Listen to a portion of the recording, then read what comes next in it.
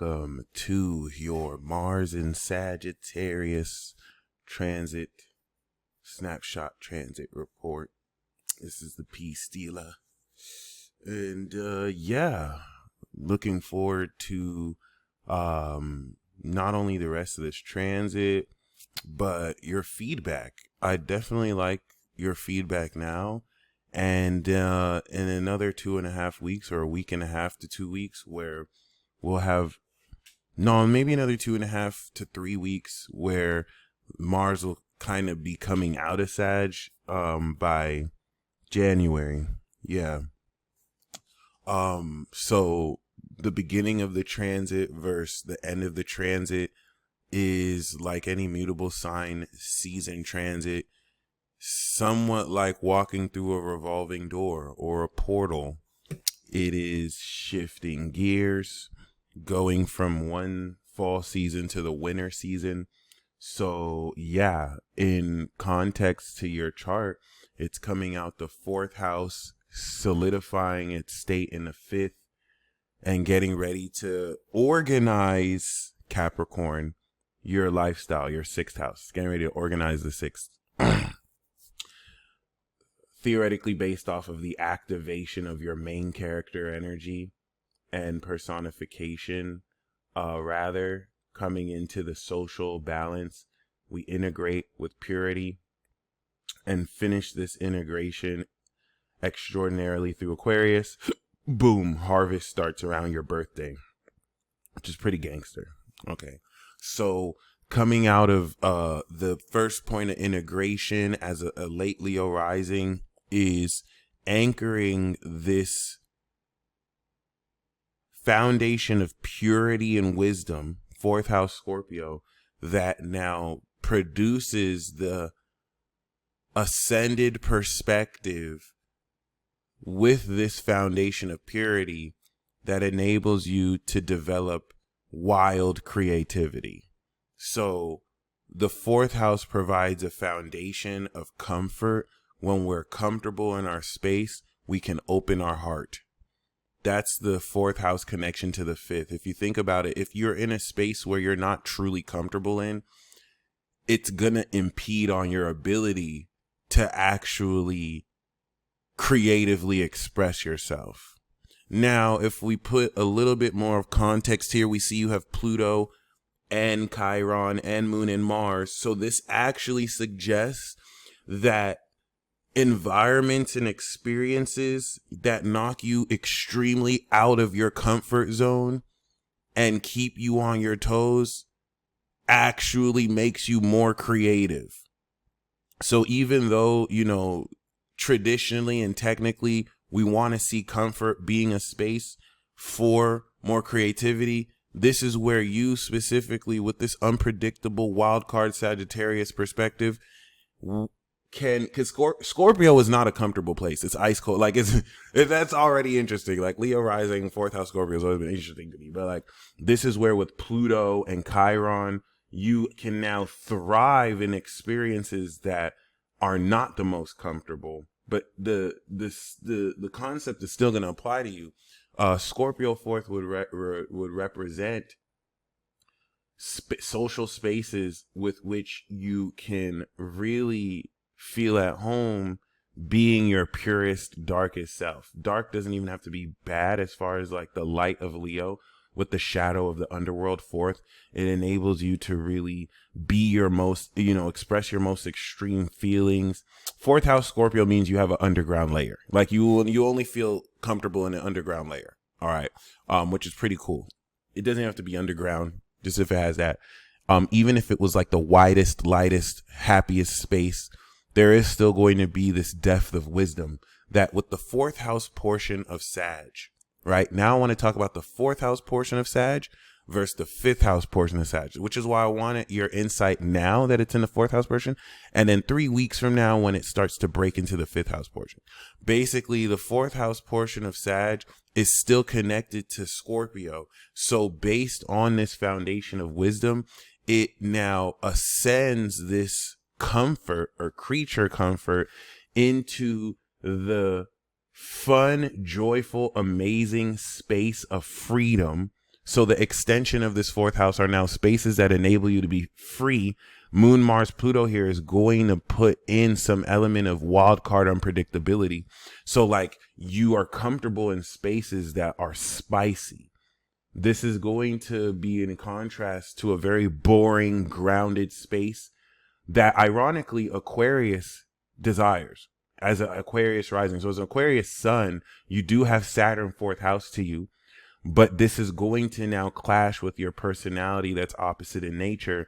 That, I mean, let's just be honest, like every Leo, they need fucking drama. They're going to be fucking dramatic. Even if they're not trying to be, this is just who they are. And bro, it's who you are. Your personality too. I see your videos. Okay. Just being honest. Okay. So it's cool that you have both, right? But you know, a little bit of spicy drama here and there. You are comfortable in environments that spice things up, keep you on your toes. And now the reason why that's very important is to put this in a developmental space of creativity and your inner child speaks to the fact that your heart is a terrorist. No, but more so you terrorize people with your joy, which once again, one look at your videos, like you be healing people with Reiki, singing, they can't escape the vibes and the audibles. So that's really amazing. Now, what happens when we take this concept and we return your ability to take ascended action? Because unlike other people, like I take raw action. It's very fucking reckless. Kind of like your heart with Venus, but her she's a lot more polished. Mars is just reckless as F. Just so when you put it in Sag, honestly, it's still kind of reckless. I'm not gonna lie, but it's so much more sage. It's higher perspective. It's not just rushing into the room like Mars and Aries. It's going to look up on a high vantage point and scope with the sniper rifle. Okay, this is what makes Aries the warrior, but Sag the sniper.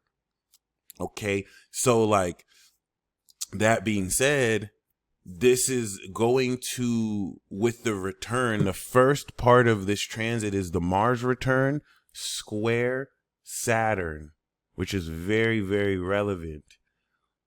Not only transit Mars, but the Mars return square Saturn. And then you have this opposite Jupiter. So this is what, now that it's 8 degrees on your moon, really giving you the perspective of what to really jump into. You want to look at this period as playing double dutch, and, you know, rapping on a track or singing on a track is kind of like playing jump rope. You have to like wait for the rhythm, and then you jump, and then you maintain that rhythm. So like before you jump in and you're like getting ready to jump in, that's the first like 10 degrees of this Mars transit, which for you, unlike the rest of us having to come on beat, you already have Jupiter opposite your Mars. So that's like someone opposite you getting the metronome right. Boom, boom, boom, boom, boom, boom, boom, boom, boom, boom, boom. You know, Zeus just wilding crazy, which is your soul's OG.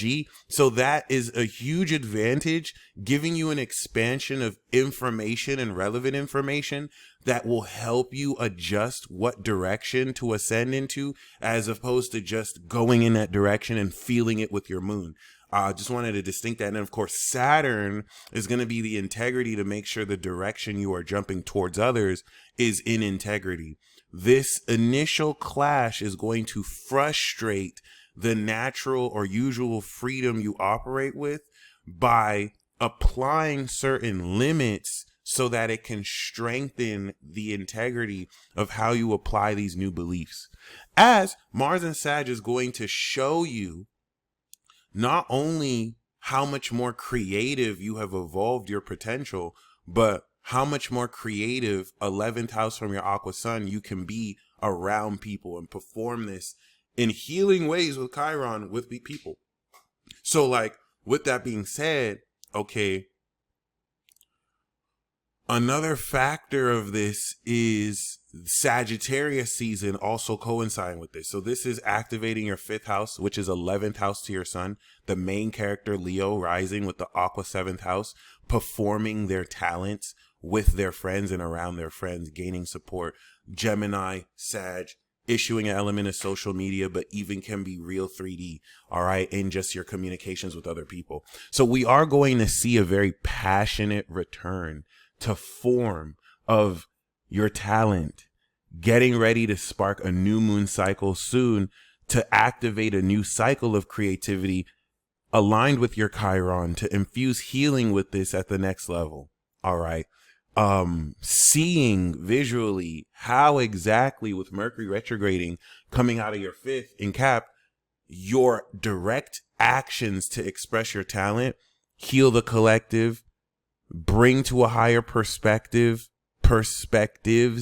that change people's beliefs and what they look and see into the meaning of these experiences as. And that first part coming out of your fourth house is once again making sure you have the right perspective as you're coming into that double Dutch. Okay. Because once we now step into, for now, a couple days from now, once we come into the 10-degree trine, your heart will now pick up the smoothing. This is where you're in the double Dutch circle. You're smoothing up your movements. And already being able to apply this fifth house, fourth house inspiration towards your heart and how you want to show it towards others and deal with others with Venus in the 8th, 9th. This is also going to connect with Chiron in Aries. So this will connect your Chiron with that transiting Chiron lightly. And this will rejuvenate with the influence of Pluto here that you have natally, an awakening of regenerating old vulnerabilities, doubts, fears, and now converting them through fire transmutation into strength, into greater courage. One thing to keep in mind is that in April, we will have the Aries eclipse, and in between April and now is your birthday, which is going to provide the fixed, knowledgeable setting to know outright what direction you will prepare to take in Aries. You're going to know February. Pisces in March is going to shift your perspective and apply that knowledge. And then boom, you're going to make that move in Aries, which means that Sagittarius, before you know, is you on that vantage point. Like, you know what? I think I should snipe the game from this vantage. No, you know what? This vantage. No, you know what? This vantage point is better. And then that's where we come into the fifth house portion, coming into 3 weeks from now, late December into January, and you are more than comfortable about your vantage position. Now you're getting creative with it. You're like, I can do it like this. I can pop their top off like this. They wouldn't even know it was me. Master sniper shit. And this is where now, once we step into Capricorn, you are organizing this vantage point and applying this ascended perspective to organize how you're going to snipe people's heads off. And then once we get into Aquarius, you will apply this organization and you will know this is the approach I want to take. Cue, of course, April, we move there. So that's what makes this very crucial. It's like stepping on a roller coaster, getting ready to go down the coaster and really start an exhilarating new karmic cycle, destined cycle, whatever you want to call it. So that, in a nutshell, is a good Spark Notes version of Mars and Sag. A lot of the sextiles to Aquarius, unlike other people, like I don't have Aquarius, so I'm not going to benefit from a sextile like that. I'm going to deal with the oppositions to my Gemini. I don't have Libra Aquarius. You are Aquarius. You have this, right? So basically, whereas the opposition to Gemini will challenge what I'm seeing with what I'm aligning, I think is true. Everything that you already know about other people, claircognizantly at this alien god level, chilling with Gabriel, everything that Mars will show you is going to align with what you already know. So for me, where this is going to be revelatory, opposite my Gemini, this is going to be confirmatory. Meeting your Aquarius, as your motto is, I know. So you're going to be saying, I knew it. I knew this person wasn't shit. I knew this person was all right. And this is where you're coming into the vision of that to creatively prepare to integrate how you're going to attack, of course, the eclipse in Aries, the final boss battle in January. Okay. It's epic, and the best advice I can give you is just have as much fun with this as possible, especially once Mars starts to square Neptune and opens up your mind to different possibilities, like you're going down an epic rabbit hole. Just don't fly any helicopters. You stay blessed as always. Peace.